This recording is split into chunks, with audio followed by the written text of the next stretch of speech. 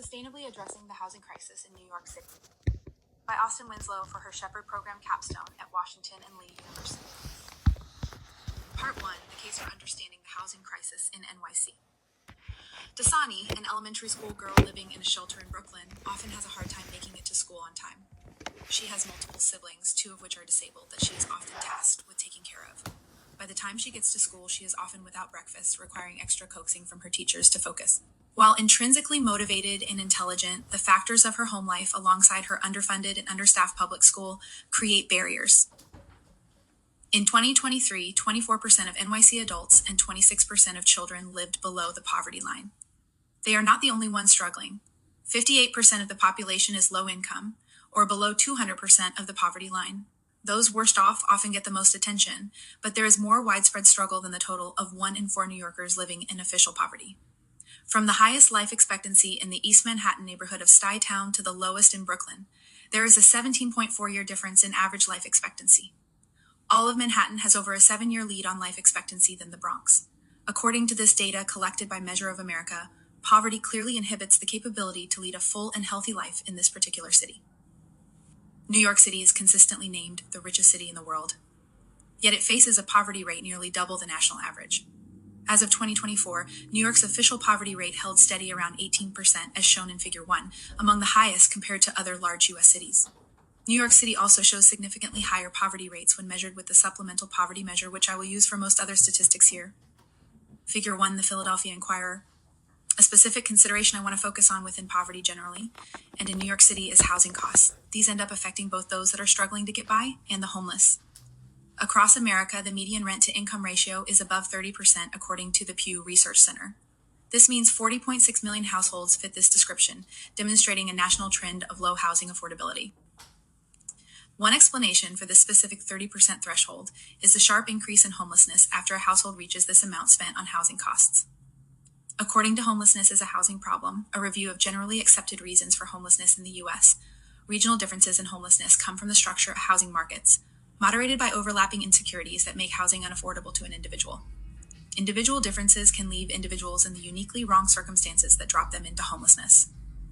But when trying to determine why some cities are worse than others, homelessness results from a conjunction of adverse circumstances in which housing markets and individual characteristics collide. Commonly cited issues, such as drug use, mental health concerns, and limited mobility, tend to be outcomes of homelessness, especially in children, not simple causes. In Figure 2, homelessness per 10,000 residents aligns with rent levels across many large American cities, pointing a finger at rent as well. New York City faces the task of addressing the largest total homeless population in the nation, numbering over 140,000 people in 2025. However, it houses 97% of these people with a robust system of shelters, including 111,605 beds year-round for those in need in 2019, according to data from the Department of Housing and Urban Development. This makes the city's rate of unsheltered homelessness relatively low compared to places like Los Angeles. While New York City has a different composition with respect to the homeless population, their chosen solution has not done anything to reduce the total number of people in this group. Figure 2. For the first time since 1969, more than 2 million New Yorkers voted in the mayoral election due to the polarizing presence of Zohran Mamdani. In November of 2025, he won the vote of more than 1 million New Yorkers by tapping into enthusiasm around a more affordable city. There was a 5 times increase in early voting from 2021, prompted by Mamdani's promises to freeze rents and build more housing in the city and start other large projects working towards free childcare and public transportation. Voter turnout and the election of a self-proclaimed democratic socialist helped speak to the urgency of this issue, especially housing affordability and access for New Yorkers. Whether or not Mamdani's plans are feasible and effective, it is clear that the issues he ran on are the issues that matter to his new constituents. Understanding these, starting with the causes and consequences of the lack of affordable housing in NYC, uncovers a lack of equal opportunity. What voters were looking for in electing Zohran Mamdani is driven by good intentions, including addressing this gap. However, if we care about people and about truly solving their problems, the additional restrictions he proposes are not the answer. Updating the zoning code and using supply-side incentives to allow for more housing supply naturally could be a more effective way to reduce inequality and health disparities in New York City. The capabilities approach. To understand why these harms are important and why we should care, the capabilities approach is widely used to interpret how a given issue really impacts human life. Introduced by Amartya Sen in his Tanner Lectures of 1979, this approach thinks about welfare economics outside of the traditional structures regularly used to address and measure poverty and inequality. It does not focus on income and resources, but rather what people are realistically able to do in their given situation. In 2011, Martha Nussbaum wrote a more explicit list of 10 central capabilities within this framework that she believed were essential for a dignified life. This approach makes sense to understand the importance of certain human rights like housing, identifying the human elements impacted when housing is not available or up to an acceptable standard. The primary capabilities that are most helpful to understand the results of New York City housing structures are life, bodily health, sense, imagination, and thought, control over one's environment, and affiliation. Both statistics and qualitative evidence point to these harms: material hardship and rent burdening. Before contextualizing harms and capabilities, we should also understand the broader story in New York City. Understanding the intersection of housing insecurity with other struggles, like food insecurity and lack of healthcare access, points to the wide impact it can have on individuals. 26% of New Yorkers struggle to make ends meet because they are unable to pay for food, housing, medical payments, or utilities. This encapsulates material hardship, or a lacking in one of these essential categories. 12% of New York City was unable to sufficiently cover two or more of these categories in 2023. Although this number has decreased since 2022, families under the poverty line have not benefited as much as those above it. This material hardship gives a better picture of what is lacking compared to simple income poverty statistics. One key component of the material hardship equation in New York City is cost of housing, most pertinent to rent. 62% of New Yorkers live in rented housing, and 69% of these renters live below 200% of the poverty line. Rent burdened is defined as spending more than 30% of your income on housing. 2 million New Yorkers were rent burdened in 2023, and apartments renting for less than $2,400 per month had a net vacancy rate of below 1%. Those living below the poverty line are 9 times more likely to be rent burdened than those living at least 200% above it. These statistics contextualize what high cost of living means for those near or in poverty using the SPM. How material hardships overlap with general poverty and health problems is depicted visually in Figure 3, also measured with the SPM. Figure 3. Housing insecurity and concurrent impact on health. Existing programs established to limit rent burdening in NYC helps quantify how many people need assistance, what their other needs are, and how they are impacted. For example, Section 8 is a voucher program that attempts to limit the amount a family spends, with a goal of limiting rent payments to 40% of their adjusted monthly income. Wait times consistently average nearly 30 months in New York City, and interviews done by youth housing fellows in the city report wait times over 10 years. Those relying on voucher programs such as Section 8 seem to be in poor health and other NYC renters, connecting the lack of affordable housing to capabilities like bodily health, shown in Figure 4. According to Meltzer and Schwartz's work in 2016, higher rent burdens overall are associated with poor health and likelihood of postponing necessary medical services for financial reasons. This was determined using the Housing Vacancy Survey, which included additional questions about health in 2011. Using a regression to test rent burden's affiliation to reported health outcomes and controlling for move-in year helps serve the validity of this evidence. Figure 4, Robin Hood Poverty Tracker Data 2023.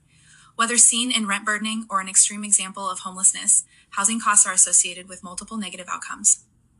Cost burdens are equally as explanatory compared to any other housing characteristics in the variation in general health. However, other parts of material hardship as reported above also contribute to an added impact of overlapping disadvantage. In East Harlem, qualitative interviews were conducted with 37 people identified as the primary food shopper in their family to understand how food insecurity impacted and intersected with other hardships they faced. Janet, a 60-year-old woman with diabetes and hypertension, explained that she often had to make a choice about whether to pay for medications, rent, or food. In one case, the eye drops she needed were $300, leaving her no choice but to be late on rent. This was a consistent theme with other interviewees, demonstrating the cyclical disadvantage that can result when health issues, food insecurity, and high rent overlap. Carla, a 53-year-old woman, said her family was relatively secure until a family emergency came up. Adapting her budget to take care of this need meant less food for her household. Others associated stress with the end of the month because they knew grocery shopping and food intake would be limited once they exhausted benefits. Reliance on other sources such as food pantries was a common solution, as well as falling back on cheaper, unhealthy options. Patricia, 58%, said, "It's not like how I would normally eat a nutritious meal, so, a few days here and there. It's always near the end of the month." Other findings help justify this conclusion. A web survey with over 2,000 participants from underserved communities determined that those who are food insecure are both more likely to be healthcare insecure and job insecure. By anonymously collecting data to understand pre- and post-COVID food insecurity in the city, Gadhook et al. Also widely associate mental health issues with these food and job insecure households. Figure 5 below demonstrates this intersection. Job and food insecurity contribute to healthcare insecurity, leading to 11 times and 2.6 times higher likelihood of healthcare insecurity, respectively. Measure of America's citywide data collection also noted correlation between high levels of food insecurity and poor health. The examples presented point to limited capability of life and bodily health. Struggles affording housing, food, and healthcare can all be reasonably associated with and can amplify health conditions and the lower life expectancy of poor New York City neighborhoods. Figure 5. Logic model for Gadhook et al. The broader impacts of housing insecurity. Observable traits are not the only parts of life that a high cost of living impacts. The Harvard University Joint Center for Housing assessed the impact of housing insecurity on adults over 50, given that 1/5 homeless fit in this age bracket in 2024. Increased vulnerability due to aging, lower income and retirement, and smaller support networks contributes to this trend, along with the baby boomer generation's outsized proportion in the population. Data showed that housing insecurity has the widest association with poor psychological well-being and distress, even compared to poor physical health. This work, unlike others conducted, focused on smaller sets of health and well-being outcomes, including social factors like contact with family. Effectively, low tangibility capabilities like affiliation and environment are still important. Another example of a less visible outcome is educational disadvantage. Education levels widely differ as measured across neighborhoods in NYC. A piece of the Human Development Index, the Education Index, combines mean years of schooling and expected years of schooling for children. In New York City, the lowest score of 3/10 is in the Bronx. The highest score of 9/10 on the Upper West Side indicates much higher levels of education, and inferably, higher chance of learning and achieving than Dasani, the child introduced at the beginning of this paper. She was followed through her homeless life in 2013, as part of Andrea Elliott's Invisible Child project written for the New York Times. Her performance in school is impacted by other students teasing her for lack of personal hygiene and clean clothing, leading her to be reprimanded multiple times for starting fights. The quality of her schooling, alongside her real capability to engage with material on the days she can show up, reduces her ability to adequately reason and think through the many situations she will experience as a growing human. Consistent threats to her and her family's health and bodily integrity caused by the poor conditions of their room, and sexual advances by social workers show the broken system that New York City has created to address housing insecurity in the short term. This is evident in concerning data surrounding disparities in lifespan and the many examples and statistics that describe the city. Contributing positively to society, the lives of those around you, and your own future starts with a baseline level of health and functionality. Addressing these people and their capabilities in New York City especially means conceptualizing the impact of housing availability on cost, and how some of the underlying structures of zoning in the housing market may be contributing. Addressing NYC's broken housing market is one way that we can address the outcomes currently prevailing in low-income families, in hopes of bettering not only their conditions, but limiting negative externalities that impact everyone spending a disproportionate amount of income on housing. Part 2, the structural processes dictating housing policy in NYC. Jonathan Eastwood defines a social structure as a durable, individual-spanning combination of relationships, representations, and rules, made of interdependent actions of human beings, in which both enable and constrain possibilities for subsequent action. In the context of zoning and housing regulation, relationships and representations are present in how lawmakers or people in power interact with the regulations or rules. Rules, as a part of his social structure's definition, constrain people significantly and are effective because they are both followed and enforced. Because many rules are not followed exactly as written, they are sometimes a part of social structures as a function of the humans that create and enforce it. The New York City housing crisis is driven by a host of factors, including the cost of land development and labor. Structural problems like a consistently low housing stock and stringent zoning requirements, however, amplify the geographic conditions that lead to the city's high cost of development. NYC is worse off than many other cities in America, meaning that there is some kind of regional difference in structures that is both driving people out of New York and creating outsized negative health outcomes and homelessness for its residents. Understanding the primary structures contributing to a worse housing crisis in New York City, how they are implemented, and what insights they are lacking can inform policy changes going forward to address the problem and help protect the most vulnerable. What does the New York City housing crisis look like? According to the New York City Housing and Vacancy Survey conducted every 3 years, citywide vacancies hit record lows of 1.41% in 2000 and 23.3%. The breakdown by asking rent price is shown in Figure 6. Rapid rent growth, alongside the vacancy rate records, suggests that there is more demand for housing than is available. While the city lost population during the pandemic, The NYC Department of City Planning reported population growth of 87,000 people from July 2023 to July 2024. This trend follows the other top 10 most populous cities in the U.S. with high growth from 2023 to 2024 post-pandemic. Although it feels like New York City is already densely populated, it has a net deficit of 640,000 homes needed by 2040 to address demand and potential home loss from flooding across the city, and suburbs of Long Island and Westchester. In these specific suburbs, multifamily development is banned on nearly 95% of residentially zoned land, with lot size requirements that also contribute to underdevelopment. Two popular counties in Long Island, Nassau County and Suffolk County, only added 5 and 3 homes respectively per 1,000 residents from 2017 to 2021. In a fairly stark contrast, the Boston suburbs of Middlesex County and Norfolk County added 14 and 15 homes respectively. And the Washington, D.C. suburbs of Arlington County and Loudoun County added 45 and 40 homes per 1,000 residents, respectively as well. In job terms, between 2011 and 2023, the city added almost 900,000 new jobs, but only 350,000 new homes. It is clear that the city is poised for growth, but this growth is limited by the structures that limit housing development. Figure 6. Net rental vacancy rate by asking rent. What structures are most important to understanding this crisis? Rent growth is lowest in areas that put in more housing, including the surrounding suburbs. A housing shortage comes about in high population growth cities like New York City. Because not enough is being built to keep up with demand, the housing stock in the city has increased only 4% since 2010. From 2017 to 2021, New York City permitted 13 homes for every 1,000 residents. For comparison, Boston added 28% and Washington, D.C. added 43%. And why New Yorkers are disproportionately rent-burdened compared to the rest of America. Figure 7. The New York City housing crisis is described as self-inflicted and solvable because of structures that limit housing development. Multiple research sources, including work from Gierko and Malloy and Glaser, Gierko and Sachs, find that an overly restrictive zoning environment leads to higher costs of living. According to the Department of City Planning, their zoning goals are to balance the needs of all NYC neighborhoods, ensuring that pieces like parks, buildings, and industrial zones are thoughtfully organized.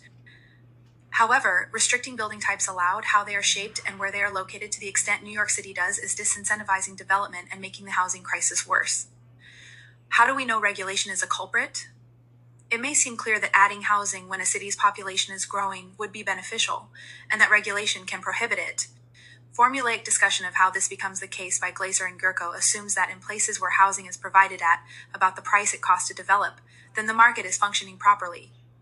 In highly regulated housing markets, though, regulation creates more hoops to jump through and therefore more costs associated. To remain profitable, housing in these areas is sold above a minimum profitable production cost, or MPPC, effectively passing costs along to consumers. Their review of other studies that collected samples of highly regulated housing areas also suggests that land use regulations result in a smaller housing stock. The supply of housing becomes less elastic, creating higher prices with higher volatility and less new construction. The authors use Atlanta as a counterexample to prove this does not have to be the case. Even as demand expands there, home prices remain closer to development cost. Their elastic market allows the city to permit more when demand expands, limiting widespread scarcity. This full housing market approach addresses the structural causes impacting the entire city. Using data from the American Housing Survey, Glaser and Gierko found that as of 2013, 73.6% of units observed are priced near or below MPPC. 26.4% lived in expensive housing relative to cost. 10% of urban residents are living in homes estimated to cost more than double MPPC. The Newark, New Jersey, New York core-based statistical area fits in the 1/4 of America in housing priced expensively, with a price to MPPC ratio between 1.25 and 2. While their market is functioning better than the San Francisco area around this time, which had a price to MPPC ratio above 2, it is decidedly more expensive relative to production costs than nearly 3/4 of urban America.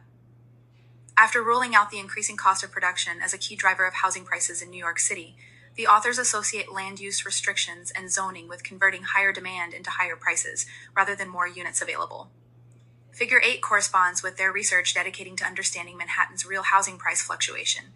As permits dropped, real housing prices skyrocketed.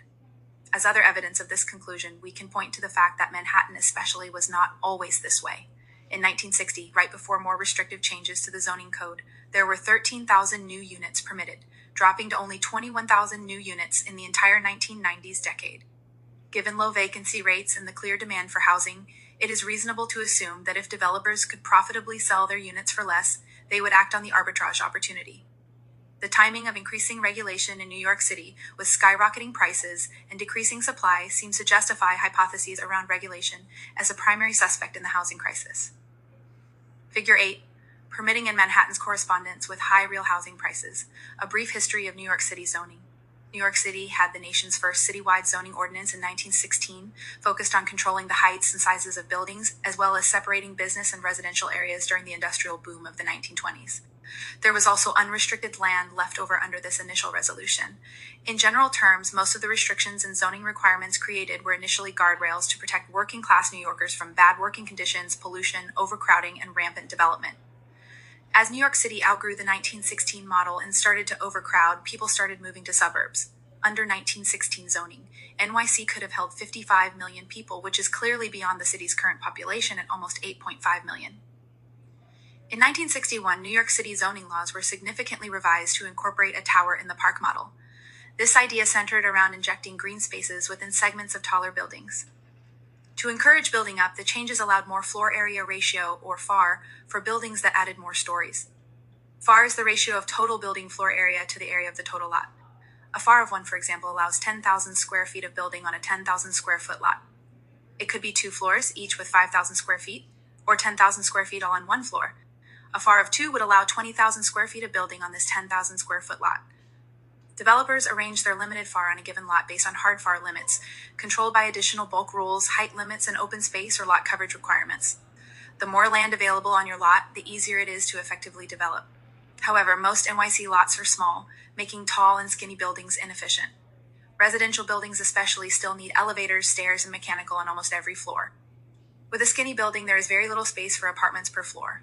This kind of inefficiency leads to higher construction costs per apartment building, on top of additional maintenance costs to keep up amenities needed on each floor. This makes it costly to effectively build under a restrictive FAR on small lots. The 1961 standard discouraging development in this way, as well as creating rent growth through price increases necessary to cover the additional costs of meeting requirements.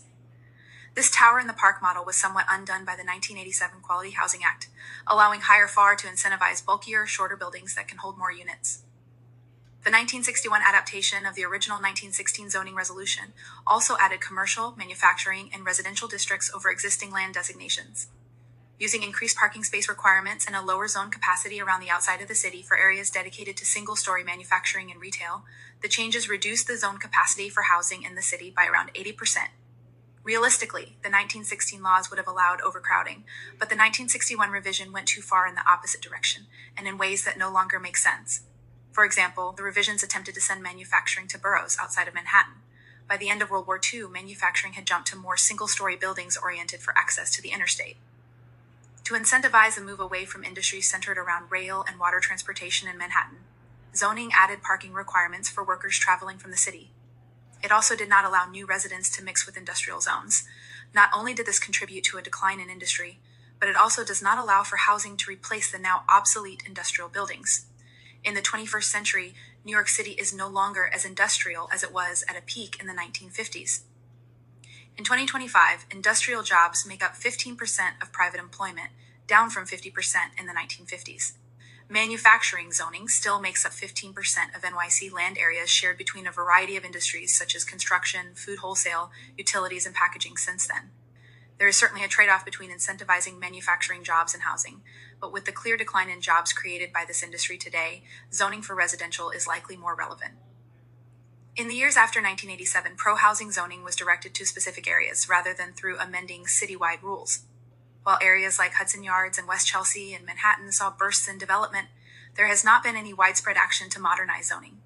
Even as changes have been made, they contribute to development disincentive by piling on more regulation. 1989 rules changes under the lower density contextual zoning amendment focused so much on preserving the existing characteristics of neighborhoods that it tightened restriction on infill, a term used to describe building on unused land inside a developed area.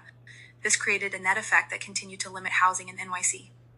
Opinions at the time understood this but did not influence enough people to stop it. A historical inability to see the bigger picture and sacrifice smaller issues for the greater good of New York City's housing landscape has created continuous impact even as late as the Bloomberg administration. What system is in place to approve new projects or zoning rules? The approvals process for building in New York City also has flaws that limit development. In 1975 and 1989, charter revision committees worked to establish the Uniform Land Use Review procedure. These ad hoc committees, established locally, were meant to decentralize decision-making and give control of land use and rezoning requests over to boroughs and community boards. Key players in the ULURP review process include the Department of City Planning and the City Planning Commission, community boards, the borough presidents, the borough boards, the city council, and the mayor. In a long process including review by the community board, borough president, city planning commission, city council, and mayor, this bureaucratic process includes a 7-month timeline at each step. This drawn-out process is both discouraging to developers and ineffective if the goal is to build more housing. Political incentives integrated through the representative system are also limiting housing development. The process incorporates binding votes from the city council and city planning commission, all of which include local representatives. As an unwritten rule, a local council member has a veto, termed member deference. The council has not passed any major plans in a locality that lacked the local council member support since 2009. While this is not a hard and fast written rule, it is a traditional practice that has been entrenched since the ULURP was created. Since 2022, the city has lost over 3,500 proposed apartments to member deference vetoes. This encompasses projects that were completed at a smaller scale than planned or entirely taken out of the public review process. Only 1,000 of these apartments would have been income restricted. 7. This kind of uncertainty creates massive barriers for small developers that cannot afford to wait on projects or risk their loss to the review process based on deference to a local council member's whim. More importantly, it is limiting new units in a city that desperately needs them. As an illustrative example, during attempts to develop affordable housing in Queens, Councilman Jimmy Van Bramer killed the project, arguing that his constituents would not be in favor. Van Bramer said he came to this decision based on receiving more feedback on the issue than any other in his 6.5 years in city council. If true, given the perspective that he actually listened to their arguments and took them into account, this could be somewhat justified. In the context of a broader housing crisis, however, what is best for a few constituents in the short term may not be best for the city, or even those same constituents in the long term. Not in my backyard, or NIMBY has become a term used to capture resistance from anti-housing citizens that oppose construction for many self-interested reasons, including the potential impact on their property value.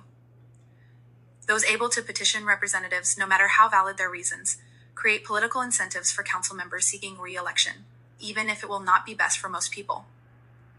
This kind of practice has implications for any city council with ward elections. Economist Evan Mast researched the impact of at-large elections, in which city council members represent the entire city, versus district-level ward elections. His research used permitting data from 1980 to 2016 across the country for both regular and low-income housing. While there may be other consequences involved, he found that the towns that switched from an at-large system to the district-specific model reduced housing permits by 21% on average. This makes sense, especially in the context of constituents that want to keep their neighborhoods more spacious. Mast explains, new housing has diffused benefits and concentrated costs. Residents prefer less construction near their homes than would be ideal for the town or region. They have incentive to lobby their representatives against zoning changes or projects that might actually be beneficial in the broader landscape of the city, but not to them. Mast found that this negative effect is even stronger for multifamily development, the kind NYC needs most to effectively make a dent in the housing shortage. Permitting for single-family units only fell by 11% when cities made the change from at-large to district-specific elections, while multifamily fell by 38%. Work by Hankinson and Magazinic backs this up by using the California Voting Rights Act of 2001 as a natural experiment. With a sample of 60 cities that switched their city council voting system, they found more drastic results in decreased permitting, up to 55% for multifamily development. However, as Mast also points out, this is most evident in more segregated cities. Multifamily units developed can shrink by up to 71% in areas that are broken up by race, especially when one racial group is able to dictate the winner of an election. While the practice of district-level ward elections decreases total units permitted, they may also limit how much new housing supply is dumped in districts that have the power to fight it. Hankinson and Magazinic determined this to be a supply equity trade-off because ward-level elections are better at protecting neighborhoods from disproportionate construction and development, but decrease housing permitted overall. Structures across zoning and the approvals process were created to protect residents and allow them to elect representatives that work in their favor. Using the current system, though, changes won't be made on the broad scale needed unless politicians become willing to stand up to the pressures of constituents for the greater good of the city. Part 3. Creating sustainable low-income housing. According to Barr, filtering is the process of new housing for upper and middle-class households, eventually becoming low-income housing. He argues that some types of reform, including the zoning resolution of 1916, helped do away with this process in New York City. Liu et al. Understand that within housing economics, filtering is one of the main ways that competitive markets supply low-income housing. It is a potentially more effective and natural way to create lower-income housing. Reducing strict zoning regulations and council vetoes could allow the New York City housing market to function more like other deregulated cities around the country through more effective filtering. A study by Rosenthal considered filtering nationally by using a representative sample of housing units from 1985 to 2011 to capture the change in income of the owners moving in. Rosenthal was the first to quantify filtering and found that each subsequent owner or renter had lower income than the last on average by 11.8% for renters and 7.5% for owners. This occurs most in the first 50 years of a unit's life. Eventually, homes especially may become prized for historical value, or later owners have higher income to make renovations. This trend is shown in Figure 9. Figure 9. Rental units move more quickly through these processes as they deteriorate with each new tenant. On a yearly basis, each new tenant has lower income by 1.8 to 2.5%. If we use a rough rate of 1.9% per year, an occupant new to a 50-year-old home will have 60% less income than an occupant of a newly built home. Thinking about cities more dynamically and concerning ourselves with more middle-income housing being built to later become lower-income housing through filtering may be more effective than pouring tax dollars into publicly subsidized housing. The key to ensuring housing does not fall into slum-like conditions that are not humane is a continuous churn of development, including some obvious safety and quality baselines. Filtering rates vary between different cities, but also within the cities depending on where the units are. Using the Common Wharton Regulatory Index, Liu et al. And Rosenthal both suggest that regulation and inelastic supply contribute to upward filtering, or an increase in tenant income as time passes. Both regulated and inelastic are good descriptors of the housing market in New York City. Additionally, central neighborhoods such as popular areas in the city also tend towards reverse filtering, as demand drives up prices to the point that only a wealthier person can afford to move in at the higher price. Filtering is much less viable in these situations, but can be corrected if supply meets demand. Using the address history of 52,000 people in new buildings from Mass's 2023 model allows us to see a good use case. As newer units open up, older buildings are being left for the next person to move in. Eventually, this benefits those lower down the moving chains. With this model, 100 new market units could lead 17 to 39 people to move out of the bottom 20% of units within 5 years.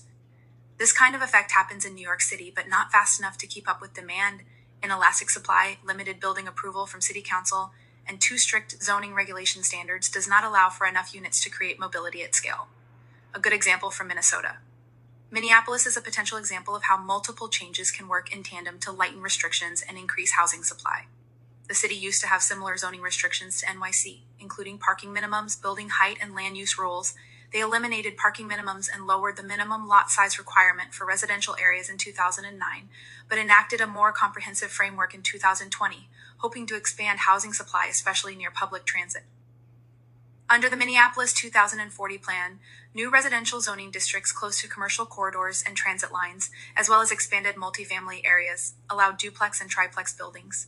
It also established a minimum height for building in high-density zones, which leads to more housing units, intuitively, in areas that have high demand. Pew Research Center estimates that duplex and triplex housing has not taken off as much, in part because of FAR restrictions similar to New York City's. Even so, Minneapolis grew the housing stock 12%, observing only a 1% rent growth since 2017. The majority of new units added were apartment buildings with 20-plus units. The rest of the state, without these changes, added only 4% to the housing stock and saw rents increase 14%. This helps support the claim that adding to the housing supply is a good way to slow rent growth. Homelessness dropped 12% during this period too, and Minneapolis renters are paying $1,700 less per year than if their rents had increased at the same rate as the rest of Minnesota. Figure 10. What solutions does Zoran Mamdani propose? As evidenced by his overwhelming victory in the 2025 mayoral race, many of Mamdani's proposed solutions to the housing affordability crisis resonated with New Yorkers. Some of his most publicized proposals include building 200,000 units of publicly subsidized union-built and rent-stabilized apartments over 10 years, 4-year rent freeze on the city's 1 million rent-stabilized apartments, accelerating the approval process for 100% affordable housing developments, double spending to preserve public housing. His funding sources include $70 billion of municipal bonds issued, as well as a 2% surtax on incomes over $1 million. While some of his other stances on housing align well with feasible proposals, such as reducing parking minimums, increasing zoning capacity, and accelerating the approvals process, many of his biggest goals will not be feasible politically or practically. For example, New York City can cap debt service payments at 15% of tax revenue, which is already projected to reach 14.33% in 2033, as is. The addition has a debt limit at 10% of a 5-year average of NYC's assessed real estate value. As of the beginning of this fiscal year, the city has $96 billion in outstanding debt, which leaves them only $44 billion to issue. He also can't raise income taxes without state legislature approval. New York City already has the highest combined city-state personal tax rate in the U.S. at 17.4%, making this an unlikely source of funds. Without significant cooperation from the state, Mamdani's proposals are not reasonable. Research on rent regulation and restrictive zoning shows that New York City is more likely to build housing stock by prioritizing elastic housing supply with more natural efficiency. What does research suggest about his proposed solutions? Rent regulation? Rent regulation is often cited as a potential solution to housing unaffordability and is one of Mamdani's demonstrated priorities.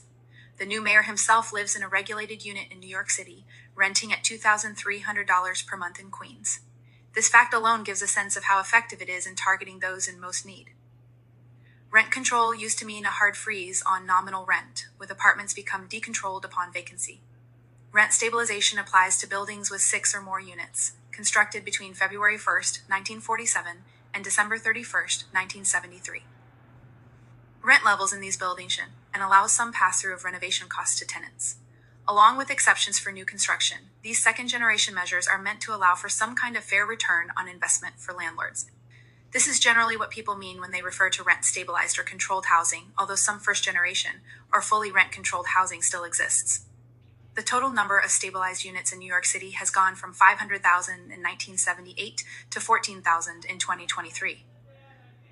A cost-benefit analysis of rent controls across North America and Europe finds that rent stabilization does effectively cap rents in most contexts.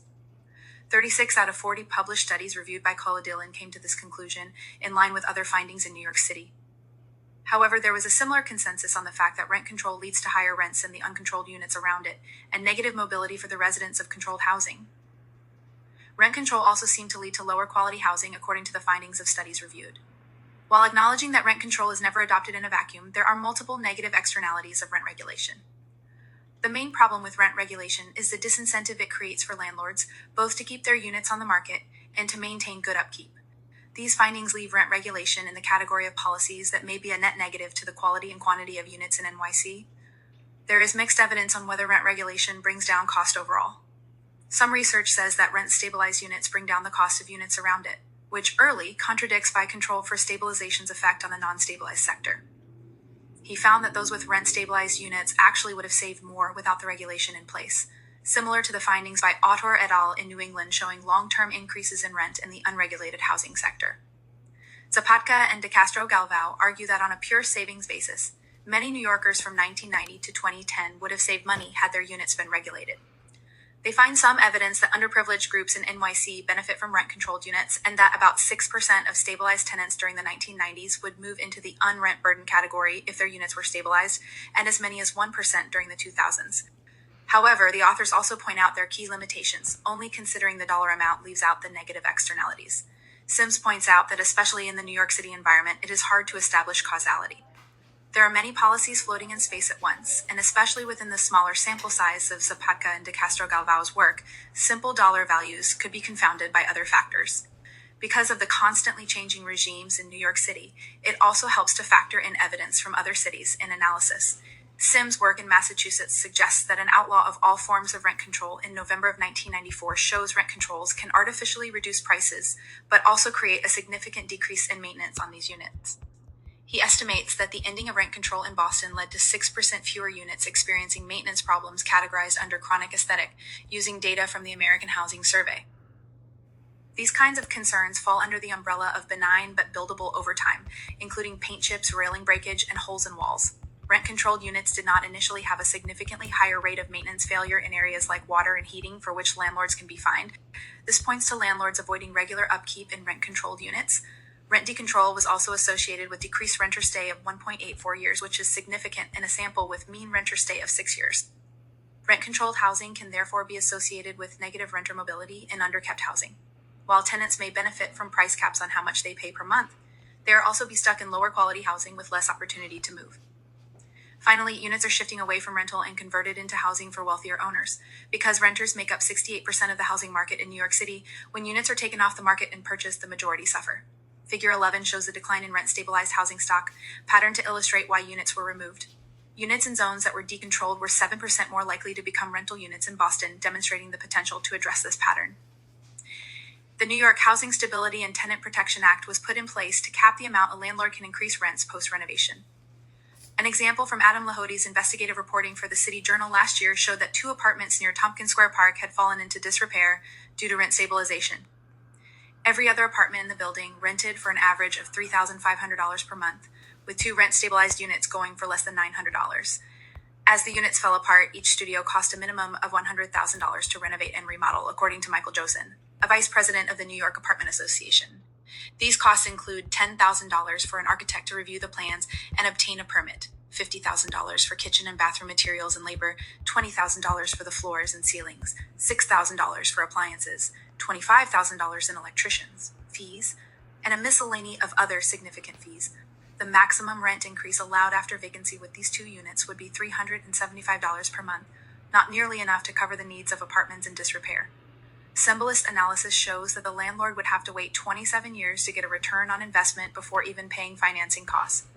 The NYU Furman Center estimates that there are around 200,000 such apartments, creating negative net operating income in NYC due to rent stabilization.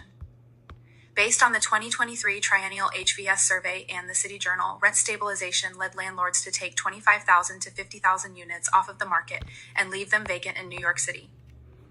These units, if left on the market, would have helped increase the vacancy rate in 2023 from 1.4% up to 2.5 to 3.5%. This kind of unit reduction in housing numbers contributes to alarming statistics such as vacancy rates and the lack of growth in the housing stock. The reason for this, put simply, is that it is no longer a good investment, or even financially feasible at times, for landlords to renovate rent-stabilized units and put them back on the market. Sims found that the end of rent regulation in Boston got rid of this problem, leading to more units renovated. Figure 11, building more affordable housing. Outside of specified rent-stabilized housing, building more affordable housing for low-income individuals is commonly suggested. Since issuing debt to the extent that Mamdani suggests seems unfeasible, he will need to be more creative with funding sources. Based on the high demand in New York City, any amount of new housing is helpful. However, mandatory inclusionary housing under Mayor Bill de Blasio is one example of where programs meant to build more units fail due to restrictions imposed in the process. Under MIH, certain zoning areas are required to offer a certain percentage of units built at permanently affordable rent levels. This is meant to create some affordable units alongside other market rate units. In stronger markets, this can work because the lower cost housing is cross-subsidized by other units that sell for more.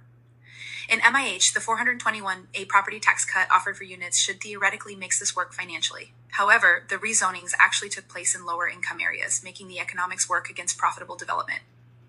As this realization hit, de Blasio started to rezone in higher income areas like Soho and NoHo, providing a tax incentive to developers that included affordable housing. When 421A eventually expired, there were still MIH requirements in place without the tax incentive. In that case, even within strong markets, the cross-subsidization model was not enough. In 2024, Section 485X, a less generous version of 421A, replaced the structure as the new property tax incentive for NYC. 485X involves deeper affordability requirements on the units, along with higher construction wage requirements. The weak tax benefit without outside subsidy has not been enough to create significant increase in affordable housing under MIH. Based on the outcome of this program, better tax incentives are necessary to generate affordable housing at a high level. Another takeaway is the roadblocks that restrictions impose to a simple goal of building more. In prioritizing fully union-built and rent-stabilized apartments at the center of his mission, Mamdani risks attaching value to too many priorities that may contradict each other. Working in a tight funding environment likely requires more realistic focus on housing projects that are political feasible and willingness to sacrifice on pieces like labor. Otherwise, his projects will cease to exist, continuing the current cycle, creating housing shortages. What needs more emphasis in Mamdani's affordable housing mission? Restrictive zoning. New York City's restrictive zoning code is another commonly cited reason that more units are not being built. City of Yes Housing Opportunity under Mayor Eric Adams in 2024 was the first citywide zoning amendment to attempt an update to restrictive land use policies in NYC.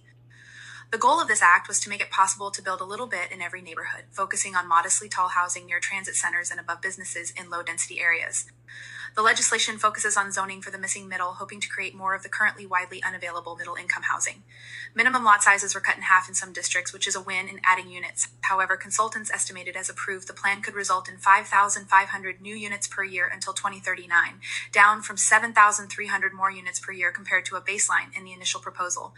However, I would argue that given the extent of the housing crisis, the original pieces of COIHO that would have added more units in any context would have been more helpful. Many of the changes to the original proposal reinforced affordable housing requirements, limiting the potential and feasibility of adoption. Under transit-oriented development, COIHO hoped to add more housing near public transportation.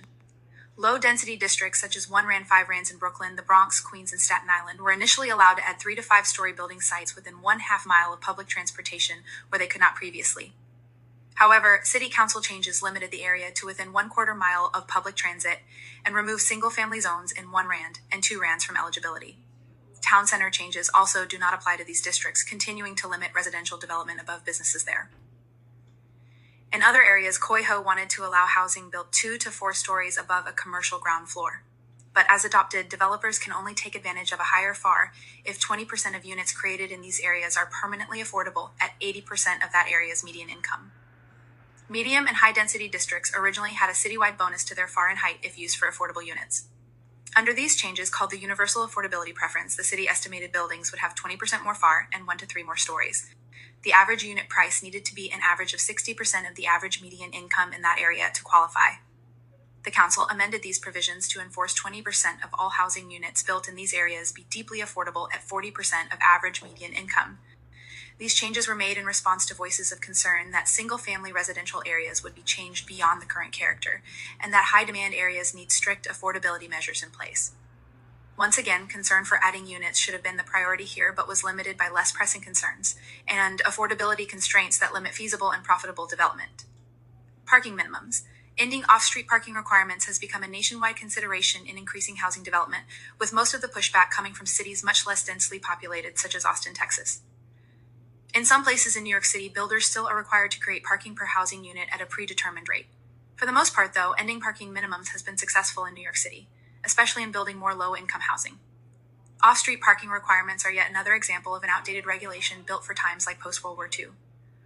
Cars became the primary mode of transportation then, but no longer hold that position in the city. More than half of New Yorkers use public transportation to get to work when commuting to a different borough for work.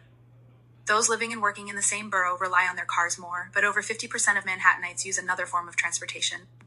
This category includes walking, biking, and work from home. More than half of New York City households do not own a car, leaving the majority of people living in the city with no need for parking. The use of public transportation in New York City shows that inner transit areas especially need to allow for more housing where it is needed most. Building nearer transit lines could also boost ridership, saving the city money on subsidizing public transit. COIHO is meant to work this way, but was stunted by the inability to relax parking restrictions in these inner transit areas where people largely have quick access to public transportation. In the accepted version, the City Council retained parking minimums for 25% of market rate units, splitting NYC into 3 zones depending on estimated car usage. For buildings with commercial and residential use, there is an additional parking requirement above a certain lot size.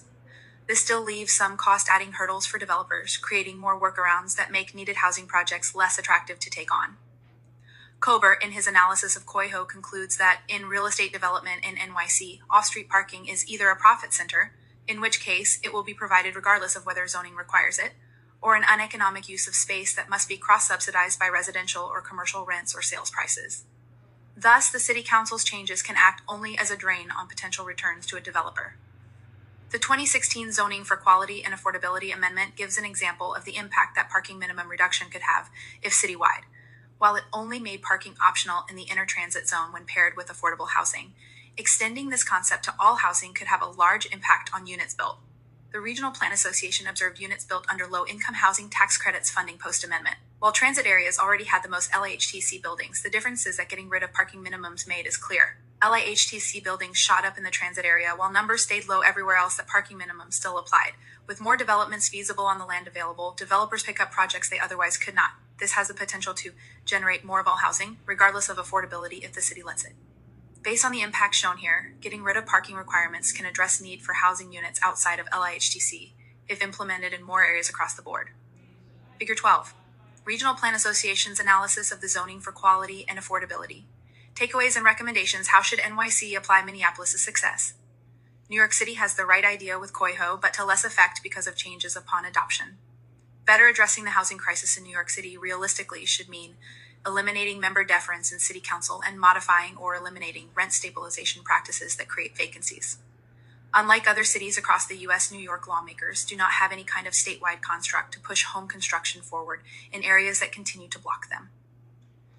California state legislature's requirement for ministerial or objective processes that limit the time and resources put into approving projects created a way for state government to help streamline processes that may have been co-opted by localities, as is the case with New York City. Using by right approvals enable housing projects or rezoning efforts that meet a certain standard to move forward quickly without any discretionary voting involved. States such as Maryland, Texas, and Colorado have also recently taken a more direct approach to getting more housing development in place. Removing parking minimums as well as incentivizing more units to be built through upzoning everywhere will also be helpful. Drawing on Minneapolis 2040, key pieces that build on Coyho and NYC include lighter restrictions on density near public transit. This would allow any kind of new housing that fits within a similar scope of what already exists in those areas. The Minneapolis proposal also highlights more housing allowed in every part of the city, except production and distribution areas. Even single-family districts now allow up to 3 separate units per lot, making their policy on this much more accommodating than what was actually adopted with Coyho. In the affordable housing realm, Minneapolis focused on retaining naturally occurring affordable housing by reducing property taxes and increasing incentives for single-room occupancy units, shared housing, co-housing, cooperative housing, and 3+ bedroom units for families. New York City could benefit from stronger tax incentives and credits for developers. Minnesota uses a 4D system that gives applicants $100 per affordable unit up to $1,000 during the first year of enrollment. Developers must agree to keep at least 20% of the building's units affordable for 10 years, which is much easier to claim than NYC's 485X exemption currently in place. Tax credits, such as the LIHTC, are also extensively used to create affordability without rent stabilization. LIHTC is a federal program that allocates funding to affordable rental housing projects and offers a 10-year reduction in tax liability based on the cost of development. In most cases, developers are not able to claim these credits fully and use them to get investment from anyone that could benefit from a dollar-for-dollar tax credit. This creates monetization potential that incentivizes developing affordable units and makes the projects feasible for small developers. Between 2000 and 2019, nearly 25% of multifamily developments have been supported by the LIHTC. New York City already uses this program, but the federal government could consider expanding allocations for areas that need new housing most. Housing programs like this one that enforce affordability should not be the long-term solution, but are a short-term way to phase out rent stabilization. Taking away impractical red tape will allow filtering to take place as the housing market naturally flows with development. The LIHTC can act as an incentive until no longer needed to get development projects done, effectively phasing out affordable housing constraints. Many of the policies that Mamdani is recommending for New York have unintended consequences that will make them much less effective than other alternatives. While I agree that any kind of increase in the housing supply would likely be effective, limiting the scope to low income reduces the overall impact. Market. As evidenced by the research on rent-stabilized housing, there are better solutions to implement. While acknowledging that limiting rent stabilization especially will affect some lives negatively in the short term, overhauling the condition of the housing market in NYC will have a better long-run impact than letting the harms associated with its current structure continue. In time, more people that previously had to rely on low-quality public or rent-stabilized housing will be able to find better places to live, and in more dignified ways. Landlords will no longer treat their units as unfixable, and these tenants will instead be afforded more equal treatment. Creating a city that aligns incentives towards respecting the central capabilities of many stakeholders, including tenants, landlords, and developers, requires adding more supply, which can primarily be done by rejecting the idea that government needs to be heavily involved to create it.